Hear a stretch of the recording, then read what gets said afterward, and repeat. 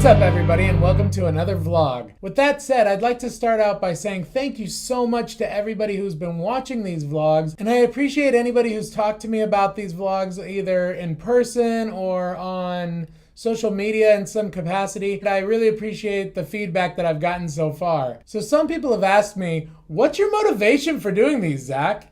I've always been kind of a creative person anyways, but I always kept it to myself. I'd always be doing something in my room, building something, painting something, creating something, but I did it all for myself because I was very self-conscious about what I did. And I'm still kind of self-conscious about what I do anyways. As the years have progressed, as time has gone on, I've learned that the worst thing that somebody can say is that they don't like what I've created. Back in the day, that really affected me, and nobody wants to hear anything negative about what they've created, but it's okay now. It's not as big of a deal as it used to be. A pivotal point happened in my life about 5 years ago, and this is kind of where I want this video to go this week. 5 years ago, my wife and I had our third child and our first son. His name was Leo. After 26 days, he passed away from SIDS, which was terrible. It was the worst thing that I've ever gone through. It's taken this long, if not longer, and I'm still going through it now,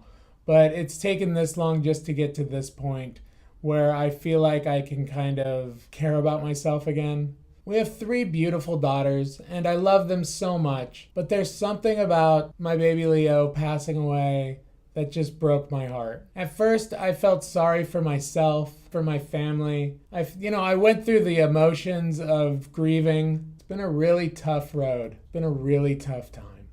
I know that he's up in heaven and he's bouncing on clouds and having a great old time, but for my own selfish reasons, I want him here with me. I want him to grow up with his sisters, but that's not what happened.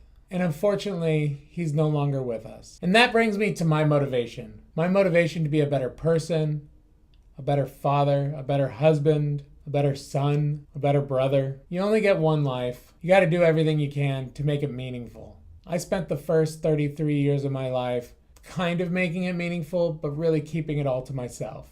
Like I said, I'd make art, I'd do different things, I'd write songs, I did all sorts of stuff, but I did it alone. There was a few times where I branched out a little bit. I had a garage band when I was in high school, and that was really great. But for the most part, I've kind of done things on my own when it comes to being creative and artistic. But when Leo passed, I realized that he never gets to do the things that I wanted him to do. He never gets to be the person that I wanted him to be. In a weird sort of way, he never got to be the person that I wanted to be. And so my motivation really is I'm living my life for Leo.